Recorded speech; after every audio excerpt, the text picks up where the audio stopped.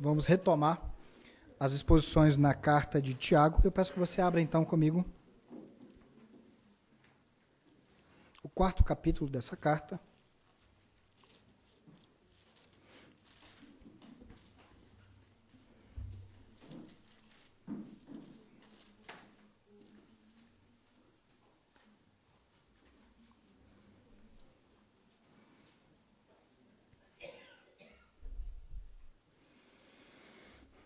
Nós faremos a leitura do versículo 11 até o 17. E veremos pelo menos 2 grandes padrões condenados, exortados, advertidos, para que a igreja não siga, que a igreja não repita, não exerça.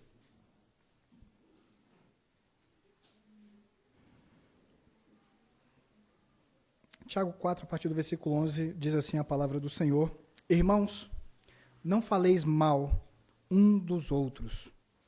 Aquele que fala mal do irmão ou julga seu irmão, fala mal da lei e julga a lei.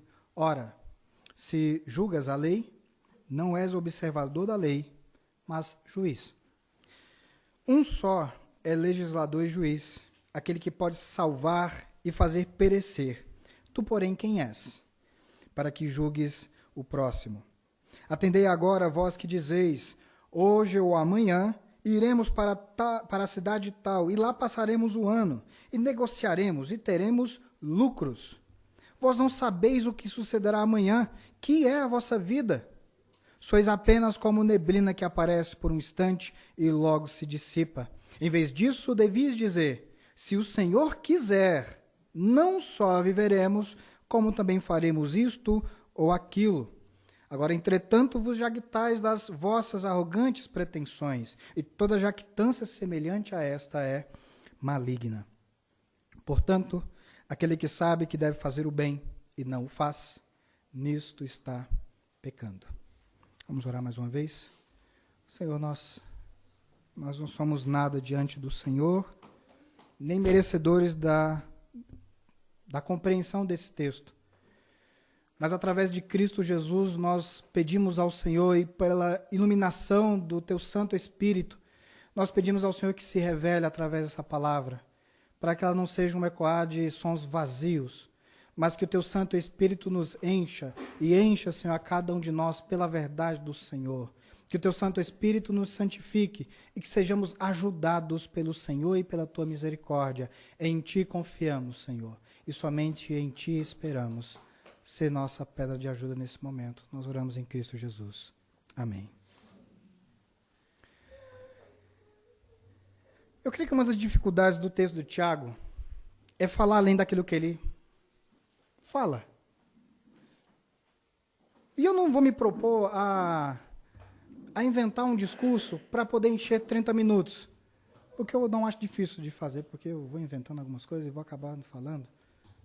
Mas eu creio que o texto aqui é tão direto, ele é tão claro, ele é de tal forma tão aberto a nós, que não há como, em especial pela obra do Espírito Santo, nós olharmos e não entendermos o que está sendo dito aqui. E a minha intenção é, pelo menos, esclarecer um pouco mais, aprofundar um pouco mais 2 coisas que Tiago exorta a igreja, e nós sabemos que essa exortação também chega até nós nos dias de hoje, porque as palavras do Senhor, os princípios nessa palavra bendita, não são presos a uma época, não são presos a pessoas específicas, mas são princípios que ecoam durante todos os milênios que nós passamos, por todos esses séculos, e chegam até nós com valor verdadeiro. Deus nos instrui com textos tão antigos quanto este, para nos ajudar a compreender qual é a sua vontade. E a primeira coisa que eu entendo, que nós podemos entender, que é confrontada, é a maledicência. Versículo 11, ele fala a quem? Fala a igreja. Ele fala irmãos. Ele não fala às pessoas de fora. Ele não está falando àqueles que estão fora do conhecimento de Cristo, mas àqueles que estão em Cristo, aqueles que convivem em igreja, em comunidade de fé. Irmãos, não faleis mal uns dos outros.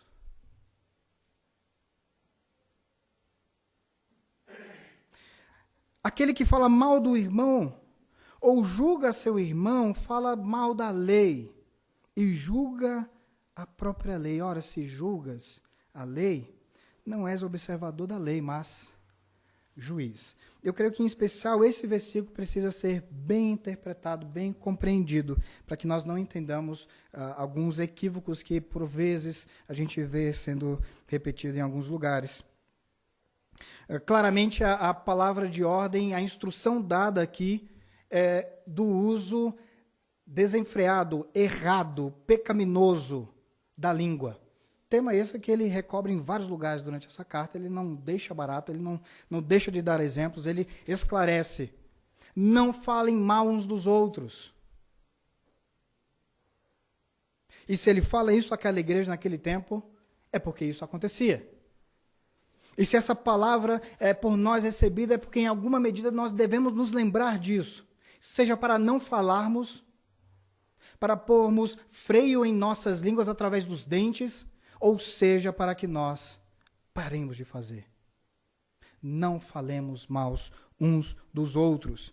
E ele vai usar a expressão, aquele que fala mal, ou julga, né? Julga ao seu irmão.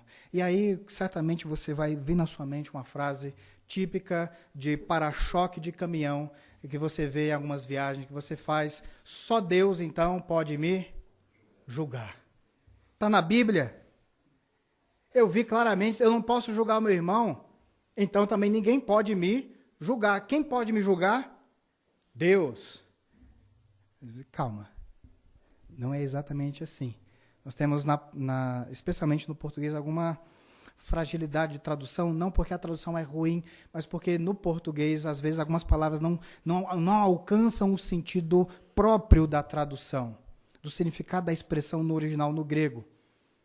Porque a mesma Bíblia que nos afirma esta mensagem em Tiago, lá em Tessalonicenses, no capítulo 5, nós vamos ver que nós devemos julgar todas as coisas e reter aquilo que é bom. Qual a diferença do julgamento aqui?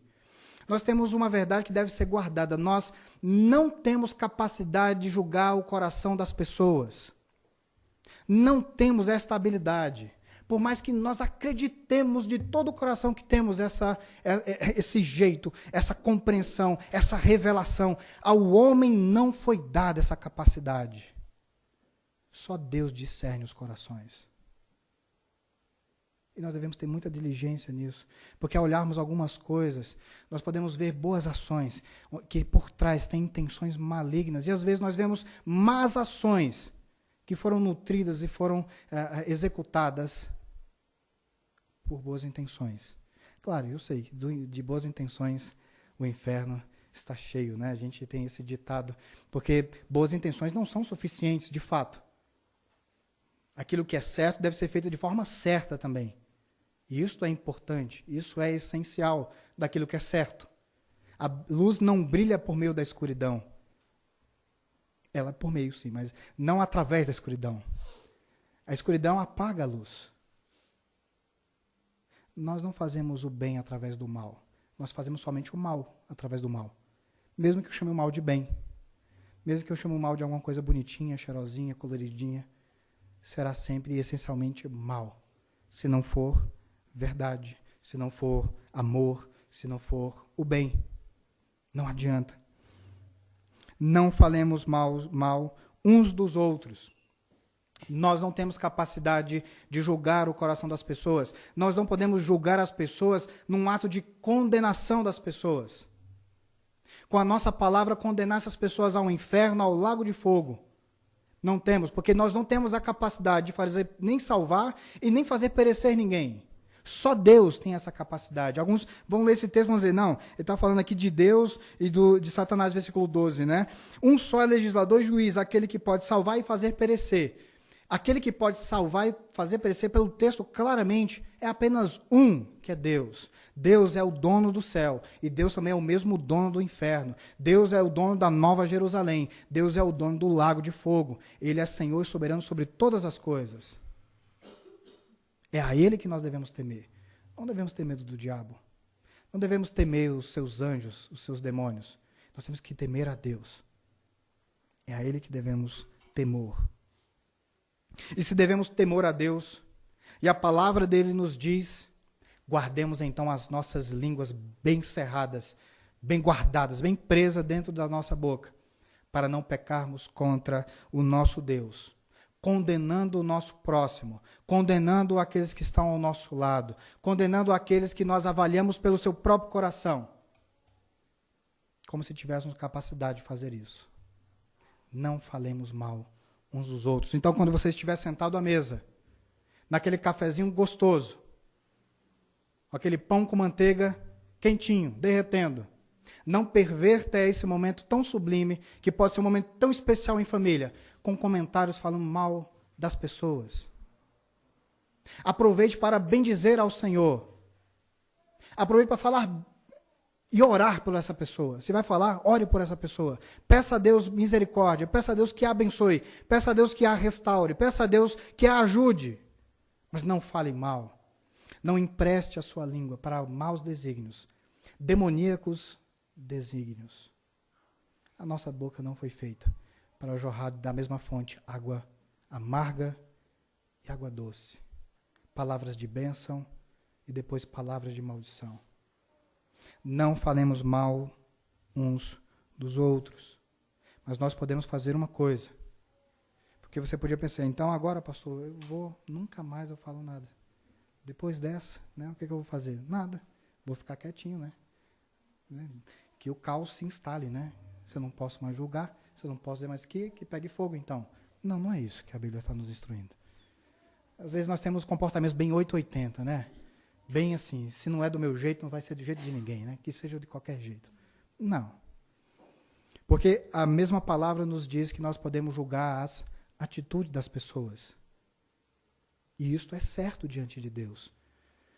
Nós podemos e devemos estar prontos para admoestar, exortar, ajudar os nossos irmãos. Nós podemos ver o nosso irmão indo para o buraco, na Bíblia diz para não julgar, né? Se ele vai cair, que caia sozinho, é um problema dele e Deus, né? Eu não tenho nada a ver com isso. Não, nós temos o dever de alertar o nosso irmão. Escuta, o caminho que você está indo é caminho de morte. Isso é caminho de destruição. Você vai acabar com a sua família, você vai acabar com a sua fé, você está indo para caminhos de destruição. Pare agora, mude a rota, se arrependa desse pecado. Nós temos o dever, não somente daqueles que estão ao nosso lado, mas aqueles que não conhecem a Cristo, de alertá-los, a vida que você está levando parece caminhos de bem, mas para onde você está indo é destruição. E há um caminho bom, há um caminho certo, há um caminho firme, e esse caminho se chama Jesus Cristo. Ele mesmo se anunciou: eu sou o caminho, a verdade e a vida, é aquele que vir a mim. E somente por Ele, e unicamente por Ele, é que se chega ao Pai.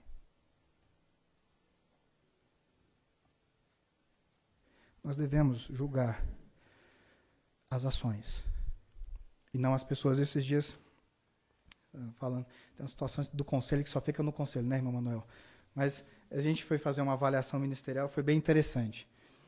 Porque quando a gente vai falar sobre falar uns dos outros, foi bem claro o exercício. Nós tínhamos que fazer uma avaliação pessoal e avaliação uns dos outros, né, para uma questão bem interna do conselho.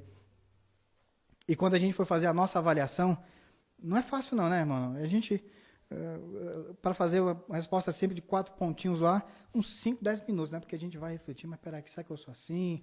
Será que eu sou assado? Não, eu acho que tal dia foi assim. A gente vai tentando pensar sobre nós mesmos. Mas quando foi para fazer dos outros, mas 1 minuto, né? Já estava, não, é assim, sabe? Não, isso aqui, ó, isso aqui não, isso aqui eu já sei.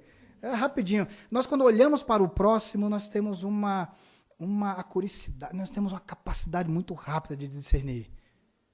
Sabe qual é o problema? A nossa avidez de tentar entender os outros é muito lenta quando a gente vai tentar entender sobre nós mesmos. Os outros são sempre mais errados. Os outros sempre pecam muito mais. Nós nem pecamos tanto, nem pecador a gente é, né? Na verdade é mentira isso, somos pecadores sim. E a palavra de Deus nos deixa bem claro isso. Nós devemos ter cuidado de, ao também julgarmos as ações uns dos outros. Não sejamos somente juízes dos outros. Antes de olhar aquele cisquinho do irmão que está dando aquela lacrimejada, tiremos a trave que está dentro do nosso olho. Porque como é que eu posso falar do meu irmão se eu mesmo não tem um condigno proceder. Precisamos. Nós também devemos ser julgados. Nós precisamos também ser julgados, avaliados. Nossos comportamentos precisam passar pelo crivo da palavra de Deus. E o versículo 12, só para fechar mesmo, ele vai dizer: tu, porém, quem és? Quem somos nós para julgarmos e condenarmos os outros? Talvez o nosso olho nos faça pecar tão terrivelmente para olhar para uma pessoa e falar: essa pessoa não tem salvação, a história dessa pessoa está perdida, essa pessoa não há caminhos que possam levá-la ao céu, não há salvação para essa pessoa. E pode ser que acabe a Deus escolher essa pessoa e salvá-la. Quem somos nós para julgarmos? Nós, às vezes, dizemos com as nossas bocas malditas, quando são usadas de forma maledicente, para dizer: essa pessoa não vai dar em nada. Essa pessoa nunca vai mudar. Às vezes os pais, com uma capacidade terrível de promover o mal para os seus filhos, dizem palavras terríveis contra eles. Esse menino, essa menina não vai prestar para nada na vida. E dizem coisas, eu não quero citar coisas piores, que às vezes nós ouvimos como testemunho. Não falem mal uns dos outros. Falem da verdade de Deus.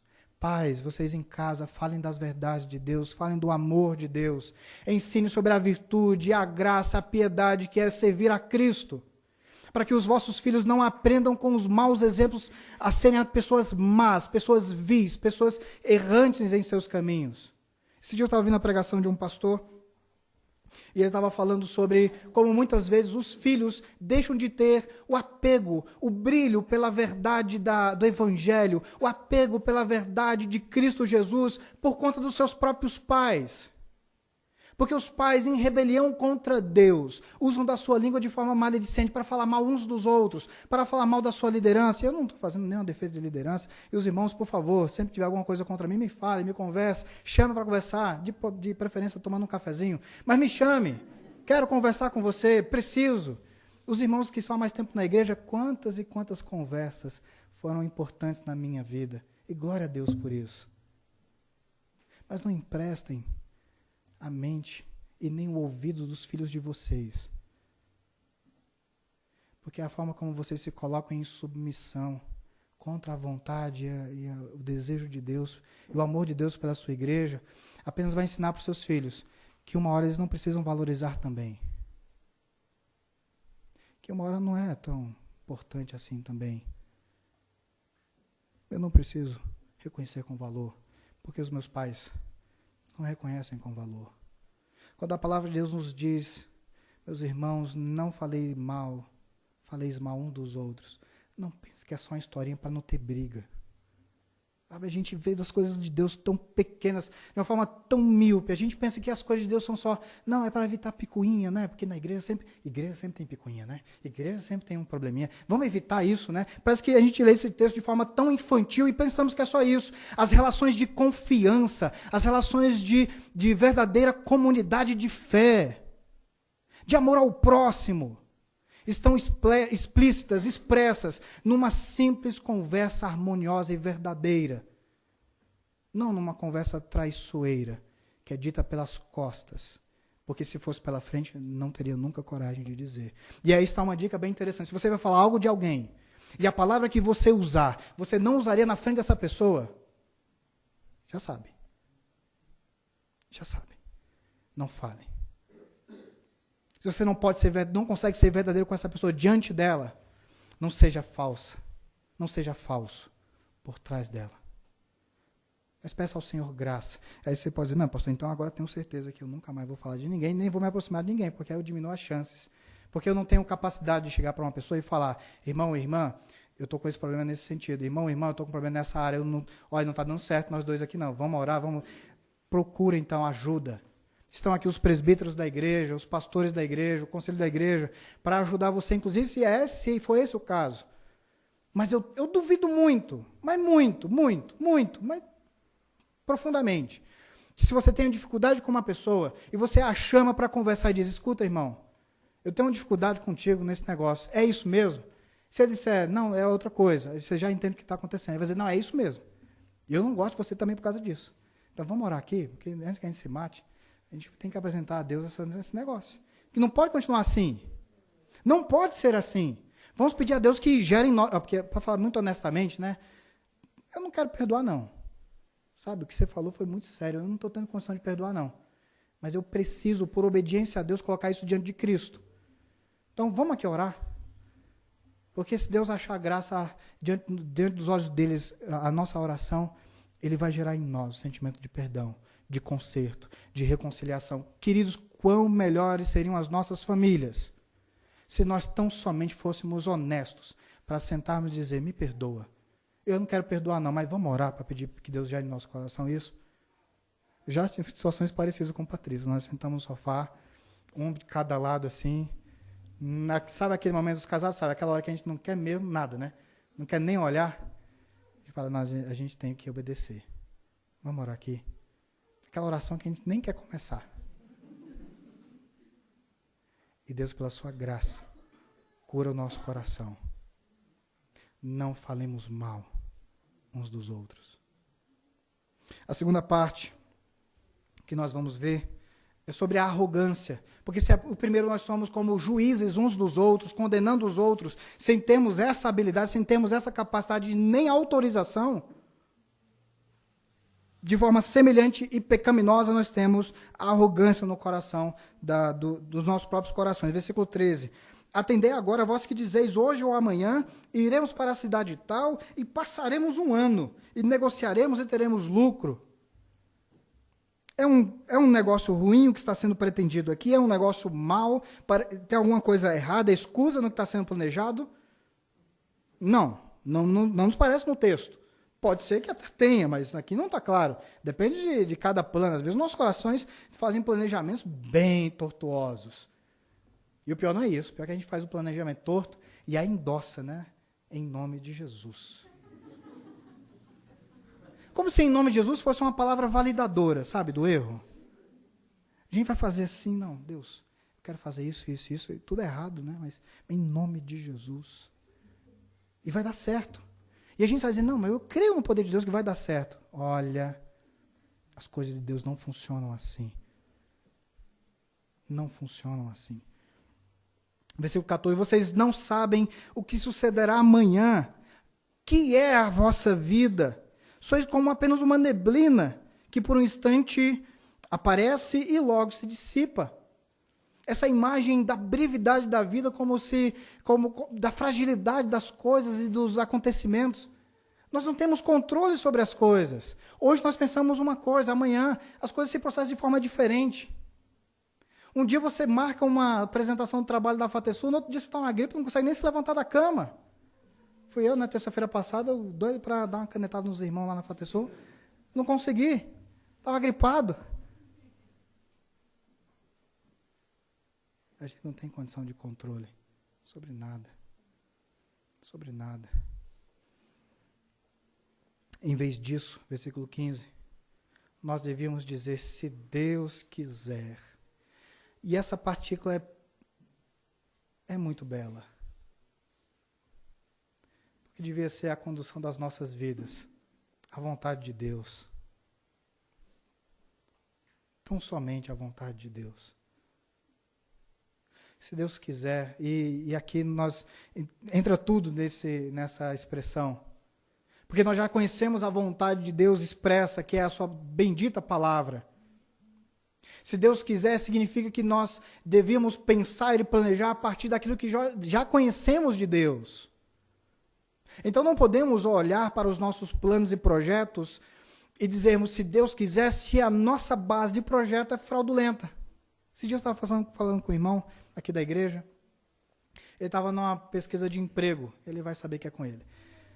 E ele estava tentando um emprego, e foi entrar no emprego, e ele percebeu que durante a apresentação, que era uma coisa muito boa, uma proposta excelente, mas existia ele desconfiou sobre uma sensação de alguma coisa não estar bem certa no lugar certo. E receberia um bom emprego, um bom salário, seria um bom emprego, seria uma resposta de oração, né? Porque se orava pedindo isso. E no meio do caminho ele percebeu, escuta, tem um negócio aqui que não está com compromisso com a verdade. E não aceitou o emprego. E sabendo que precisa, é necessário. Todos nós precisamos do trabalho. E você olhar e perceber, puxa, que coisa magnífica. Quando o povo de Deus se compromete com a verdade, inclusive assumindo prejuízos para si. Porque Cristo é digno disso. Ele é digno disso. Eu fui abençoado por esse testemunho. Profundamente abençoado. Se Deus quiser, também inclui a perspectiva de que nós, ao olharmos para os nossos projetos, temos a incapacidade de vermos todas as coisas. E os nossos planos, para não dizer todas as vezes, mas na grande maioria, eles saem daquilo que foi planejado. Nós, como Igreja Presbiteriana, fazemos um planejamento anual um ano antes, né? Organizamos. Nossos irmãos que estavam na Sinodal certamente devem ter feito ali uma perspectiva de calendário, de programações e etc. E no meio do caminho, as coisas mudam. Às vezes nós casamos, né, Patrícia? A gente hoje estava no jantar do amor, Patrícia falando, eu casei com um missionário que depois inventou de ser pastor. Mudou no meio do jogo a regra. A regra não era essa. Ser esposa de missionário é uma coisa, ser esposa de pastor é outra coisa. Isso eu não estou disposta, não. E foi um trabalho em nossas vidas. E Deus agiu em nosso coração, nos consolou, nos ajudou a perceber qual era o propósito dele. Porque nós tínhamos um plano. Eu lembro o nosso irmão Gerson Foltran, que está com o Senhor, já os irmãos mais antigos da igreja sabem. Eu lembro que a igreja é culpada em muitos aspectos no que eu vou falar agora. Porque eu aqui nessa igreja em 2012, querendo retornar para o estado do Ceará para terminar minha faculdade, 3 semestres eu já terminaria minha faculdade, e depois eu faria qualquer outra coisa que o Senhor fizesse e não me mandasse. Entrei com um pedido interno lá, não foi aprovado na instituição, falei com o Gerson, que era advogado. Gerson, vamos conversar? Ele falou, não, entra com o mandado de segurança assim, assim, assado, vai dar certo. Meu irmão entrou, e aconteceu? Foi negado. Na justiça, não foi negado assim administrativamente, foi negado na justiça. Eu falei, opa, então mudou o negócio aqui. Alguma coisa está diferente. E essa igreja, os irmãos dessa igreja começaram a orar por mim. Porque eu iria fazer um curso lá em Patrocínio, para depois ser um obreiro nesse campo. E eu confesso aos irmãos,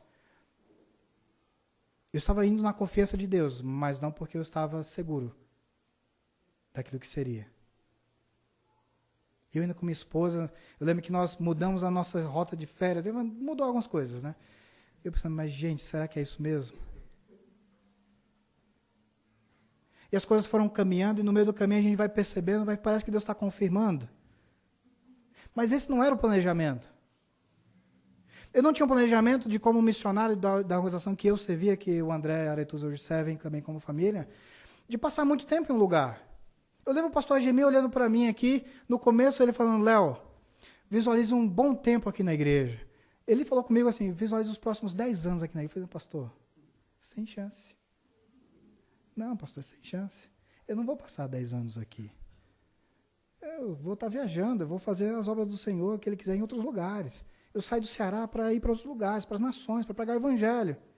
E, sabe, eu não estou reclamando não. Sabe? De nenhuma forma, né? Para deixar os irmãos claros, né? Tranquilos quanto a isso. Mudou. Mudou para melhor. Porque esse foi o propósito de Deus. Eu discernia isso? Ah, meus irmãos. Não há como discernir. Nós não conseguimos ver tudo. Mas Deus vê. Ele sabe. Se Deus quiser, essa deve ser a nossa forma de viver. Porque hoje estamos aqui. E amanhã podemos não estar. Hoje estamos aqui e podemos amanhã estar com o Senhor. Hoje podemos estar aqui e podemos estar longe daqui. O que não podemos é esquecer de dizer, se Deus quiser. Não fazemos os planos pelo nosso coração. Não fazer os planos de acordo com as nossas próprias capacidades. Mas lembrando das capacidades do propósito, da verdade, da vontade de Deus. Se Deus quiser, versículo 15, não somente viveremos, como também faremos isto, ou se Deus quiser, também deixaremos de fazer aquilo. Uma vida que é conduzida pela vontade de Deus não é só aquela que se propõe a fazer aquilo que Deus se agrada, mas de deixar de fazer aquilo pelo qual Deus também se desagrada. Nós temos que ter este cuidado. A palavra, o versículo 16, a palavra que ele vai dizer, eu creio que é muito peso, toda essa arrogância de tentar planejar e viver a sua vida a partir de perspectivas longe, não planejadas, não acompanhadas pela vontade de Deus. Só tem um adjetivo que é colocado, e é maligno. E às vezes, queridos, não é tão difícil nós percebermos se o nosso caminho tem sido um caminho de arrogância diante de Deus. Porque a gente olha para o arrogante, parece sempre aquela pessoa de nariz empinado, né? Que é melhor que todo mundo, que tem a melhor opinião que todo mundo. A arrogância não é só percebida dessa forma, mas é na falta de humildade. E se Deus é a fonte de todo saber, de toda verdade, toda vida que nós nos colocamos contra Deus, a nossa atitude é essencialmente arrogante. E toda a arrogância que existe no nosso coração, ela nos leva a caminhos de destruição. A palavra que está aqui são caminhos malignos. Essa nossa jactância é maligna. Por fim, eu quero somente fazer uma aplicação. E a aplicação é tão simples e singela quanto o versículo 17. Simples não quer dizer fácil. Simples não quer dizer intuitivo, muitas vezes. Mas é o que diz o texto. Portanto, aquele que sabe que deve fazer o bem e não o faz, nisso está pecando. Esse é o texto. Esta é a aplicação. No que nós insistimos em fazer contrário à vontade de Deus? No que nós perseveramos dentro das nossas vidas? Qual é o pecado que nós perseveramos? Nós insistimos, que nós alimentamos, cuidamos, chamamos de pet, né? É o nosso pet. É o nosso bichinho de estimação. A gente cuida com tanto carinho, a ração dá melhor, né? Os cuidados são dos melhores. As melhores horas do nosso dia são reservadas para isso.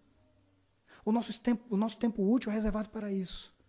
E para as coisas de Deus, aquele que sabe o bem que deve fazer e não faz, nisso está pecando. E eu quero convidar você a fechar os teus olhos agora. Todos nós, somos carentes da graça de Deus. E precisamos tão somente agirmos numa direção de arrependimento. Reconhecermos que muitas vezes somos maledicentes. Falamos o que não devíamos falar, especialmente para quem não devia escutar. E achamos que estamos fazendo boa coisa. Estamos sendo justos. Estamos sendo fiéis a Deus. E nós, por vezes, somos arrogantes, achando que sabemos escolher melhor a nossa vida do que aquilo que Deus já nos instruiu. E eu quero te convidar a fazer um tempo de oração silenciosa. Talvez pensamentos venham à sua mente aqui agora e você se encontre numa oração de contrição e pedido de perdão. Faça isso. Cristo é merecedor disso. Do nosso arrependimento, da nossa mudança de atitude, de rota de direção. Que o Espírito Santo nos toque nessa hora. E não nos deixe em paz com o nosso pecado. Que o Espírito Santo mexa em nosso coração e nos traga aflição por causa do nosso pecado. Que o Espírito Santo, com graça e amor, nos atormente para que não fiquemos em silêncio por causa do nosso pecado. Ó Senhor, nós nos voltamos a Ti. Porque sabemos que quando o Senhor mexe em nossas vidas, até a dor que sentimos em nosso coração é o bom do Senhor, é o bem do Senhor. Obrigado, Senhor, porque se nós calarmos os nossos lábios, enfraquecerão os nossos ossos. Nós padeceremos dentro do nosso coração. Mas nós queremos nos voltar a Ti e pedir perdão pelos nossos pecados, porque muitas vezes sabemos o bem que deveríamos fazer, mas livremente escolhemos o mal. Perdão, Pai. Perdão, Senhor, porque ao planejar tantas coisas em nossas vidas, nós nos esquecemos de voltar os nossos olhos ao Senhor e perguntar se isso era da tua vontade, se era do teu agrado, se o Senhor estaria indo conosco. Perdão, Pai, quando nós, como servos, filhos teus, nós esquecemos da tua boa vontade, da tua agradável vontade, da tua lei, e inventamos a nossa própria lei e nos tornamos juízes uns dos outros e juízes de nós mesmos. Perdão, Senhor. Nosso coração é arrependimento, porque não podemos levantar um coração sujo diante do Senhor.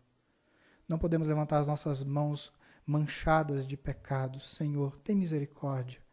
A tua palavra nos diz, Senhor, que aquele que confessa os seus pecados e os deixa, alcançará misericórdia. E nós pedimos ao Senhor, então, que a tua misericórdia nos alcance nessa noite, transformando as nossas vidas, transformando os nossos corações, para que não vivamos como juízes uns dos outros e também não sejamos arrogantes diante da tua vontade, Pai. Tem misericórdia de nós, limpa as nossas vidas, Senhor, passa o teu sangue, passa o teu fogo sobre nós. Talvez alguns de nós aqui nesta noite, Senhor, entrou aqui perdido, desorientado, não conhece o Senhor, não conhece o teu amor, e a nossa oração é que a tua palavra encontre esse coração e possa fazer morada neste coração, e possa atraí-lo a Cristo, e possa encontrar o verdadeiro Senhor e Salvador daqueles que esperam em Ti. Nós oramos, Deus, para que haja salvação nesta noite, primeiramente daqueles que não te conhecem, mas também, Senhor, salva nossas famílias, salva, Senhor, os nossos casamentos, salva, Senhor, a nossa igreja, os nossos ministérios, para que não façamos confiados nos nossos braços, nas nossas forças, na nossa capacidade de fazer, mas seja o Senhor, se o Senhor quiser. Nós dobramos, Senhor, humildemente a nossa fronte diante do Senhor, porque a palavra certa vem do Senhor. Ajuda-nos, Senhor, com a tua graça e misericórdia. Fortalece-nos, Senhor, a cada um aqui que se sente abatido, a cada um que se sente aqui, Senhor, como se drenado das suas forças. Nós oramos, Senhor, cura a cada vida, a cada família. Fecha, Senhor, as brechas. Traz conserto, Senhor. Impõe o ritmo da tua santidade sobre estas vidas, Senhor, para que experimentem a plenitude de vida que a tua palavra nos assegura. O Senhor mesmo Jesus disse que o Senhor veio para dar vida e vida em abundância, vida com significado, vida com importância. Senhor, quantas vezes nós, por não fazermos o bem que devíamos fazer, estamos justamente nessa condição, porque pecamos. Restaura-nos, Senhor. Restaura-nos pelo teu braço forte, pelas tuas misericórdias e pelo teu grande amor, que está em Cristo Jesus, nosso Senhor, em quem pelo seu nome também oramos. Amém. Amém. Queridos, receber a bênção do Senhor. Que a graça maravilhosa do Senhor Jesus, o amor de Deus, poderoso Pai, e a presença consoladora do Espírito Santo esteja sobre cada um de vós, sobre a igreja de Cristo espalhada por essa terra hoje e para todo o sempre. Amém e amém. Que Deus os abençoe.